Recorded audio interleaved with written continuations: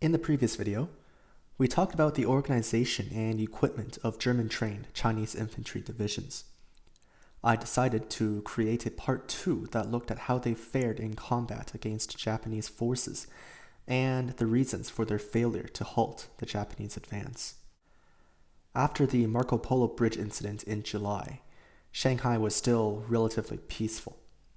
However, after the Oyama incident on August 9, 1937, it was clear that Shanghai was not going to escape the coming war. Immediately after, Chinese troops started moving towards Shanghai, being deployed in the city and the surrounding areas. Among the troops were many of the German-trained and equipped reorganized infantry divisions that we covered in the previous video. This would be the first time that these reorganized divisions would be used against a foreign army. Although they proved to be a tough opponent for the Japanese, often causing heavy casualties, these divisions, along with the rest of the Chinese forces, would eventually be forced to retreat from Shanghai and later on Nanjing, known back then as Nanking.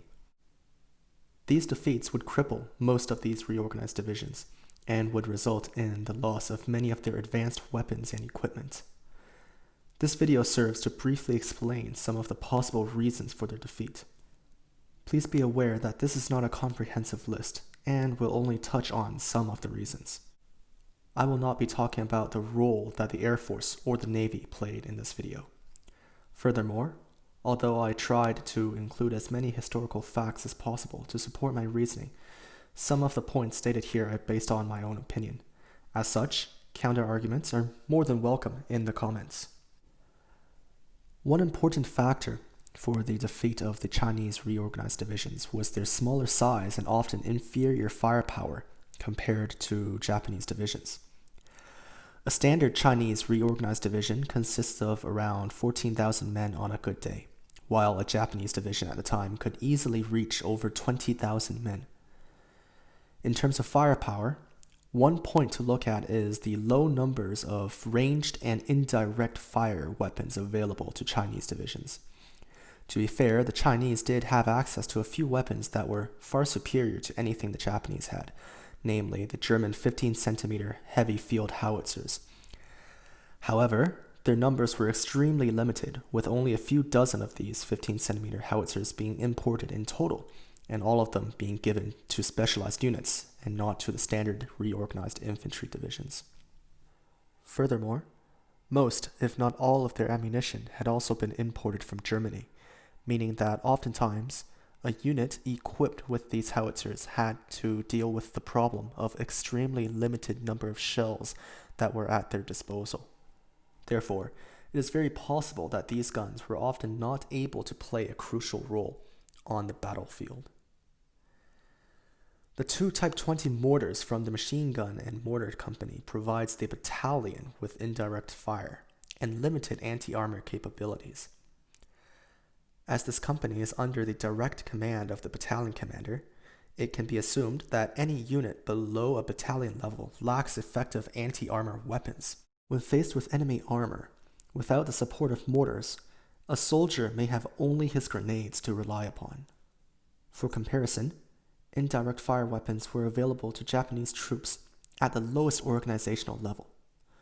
Each Japanese infantry squad had between 1 to 2 Type 89 grenade dischargers, also known as light mortars.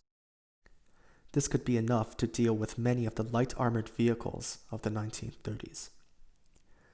At the battalion level, the Japanese battalion also outperformed its Chinese counterparts in terms of indirect firepower, as they each had a dedicated battalion gun platoon armed with 2 to 4 70mm Type 92 battalion guns, a light howitzer that was more than enough to knock out the tanks and armored vehicles of the Chinese military at the time. Howitzers were also available at the regimental level for Japanese divisions, as each Japanese regiment had a regimental gun company armed with 4 Type 41 75mm mountain guns. In contrast, Chinese divisions only had a single artillery battalion attached to their divisional headquarters. During combat, this single battalion can prove to be more unwieldy than the multiple regimental gun companies of the Japanese division. Japanese units were often able to put out a higher amount of fire as well.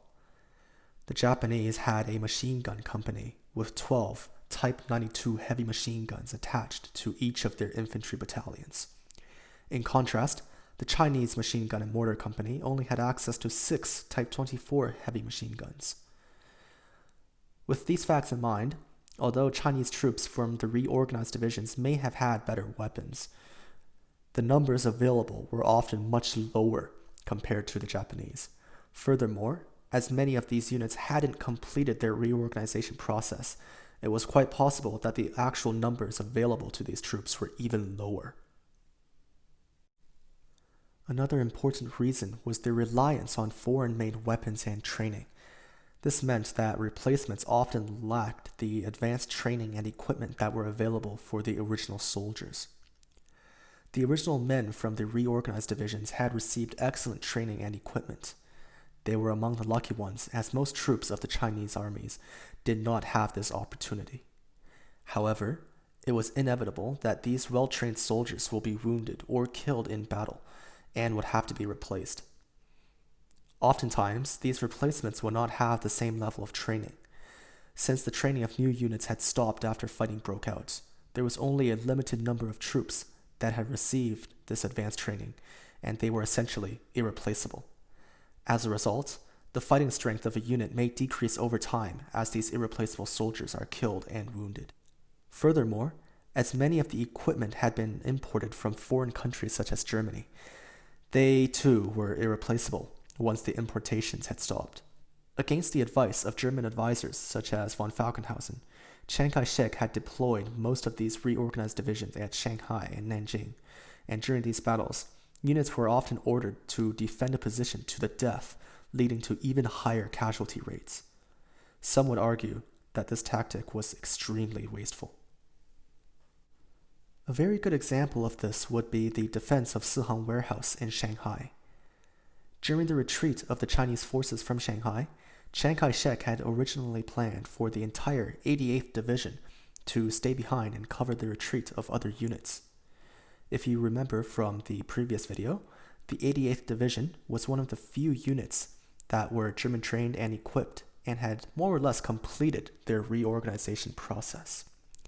Importantly, the divisional headquarters of the 88th was located at Sihang Warehouse, directly across from the international concessions in Shanghai, separated only by the Suzhou Creek. This valiant defense against impossible odds was supposed to demonstrate to foreign nations such as America and Great Britain China's determination in the war against the Japanese.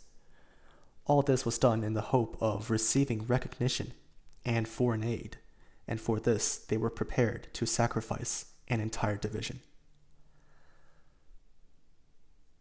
Luckily for the 88th, other frontline commanders were not supportive of this decision. However, unable to go against Chiang's orders, in the end, it was decided to leave behind a battalion from the 88th Division at Sihang Warehouse, while the rest of the division retreated with the other units. I plan to do an in-depth video about this battle in the future. In the meantime, if you want to know more about this, I highly recommend the Chinese film, The 800. This is by far the best Chinese war film of 2020 and is currently the highest grossing film of 2020 worldwide. This is also the first Chinese film to be entirely shot with IMAX cameras, so you can expect the quality to be very good. Although most of the main characters are fictional and a few scenes were exaggerated, this movie remains very historically accurate, and most of the supporting characters are all real historical figures. I have included a link to the trailer in the description, so if you have some time on your hands, definitely watch this film. Movies aside, by mid-December 1937, the Chinese capital of Nanjing had also fallen. From the Battle of Shanghai in August to the Battle of Nanjing in December, most of these reorganized divisions had taken extremely high casualties. Furthermore, much of their heavy equipment and weapons were destroyed or abandoned. From this point on, these German-trained and equipped divisions will never again reach their pre-war strength. Many would eventually be sent south to fight alongside the British and later American troops in the China-Burma-India theater. As British and American trained and equipped divisions became more widespread within the Chinese military, the story of these German-trained Chinese troops would eventually become lost to history. I apologize if this video appeared rushed or not as professional as the previous one. I had to rush quite a bit to get this video uploaded by today, December 13th, 2020, as today is the Nanjing Massacre Memorial Day. 83 years ago today, the city of Nanjing, known then as Nanking, was lost to the Japanese. This date is often remembered as the start of 6 weeks of terror for the citizens of Nanjing. 6 weeks later, up to 300,000 people, civilians and prisoners of war alike, lay dead within the city of Nanjing, murdered by Japanese troops. Before I end the video, I hope we are able to take some time to think about how lucky we are that we live in a relatively peaceful time. Let us remember to treasure those who are close to us, friends and family, and let us remember these historical events so that hopefully history will not repeat itself.